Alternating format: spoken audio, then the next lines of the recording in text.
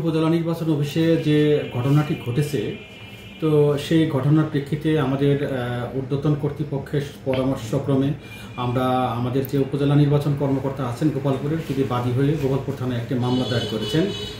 তো এই ঘটনার প্রেক্ষিতে আসলে আমরা একটু শঙ্কিত এই কারণে যে আমাদের সামনের যে ত্রয়োদশ সংসদ নির্বাচন, সেই নির্বাচন উপলক্ষে আমাদের আসলে বিভিন্ন রকম প্রস্তুতিমূলক কাজ চলতেছে। আমরা নির্বাচন কমিশন সচিবালয়ের নির্দেশনা মোতাবেক আমরা অফিস সময়ের আগে এবং পরেও আমরা সেই সমস্ত কার্যক্রম চালিয়ে যাচ্ছি। এমনকি আমরা ছুটির দিনও বিভিন্ন রকম আমরা কাজকর্ম অফিসে আমরা পরিচালনা করছি। তো এই প্রেক্ষিতে আসলে আমাদের উপজেলা নির্বাচন অফিসাররা আসলে তাদের নিরাপত্তা নিয়ে একটু শঙ্কাবোধ করছেন।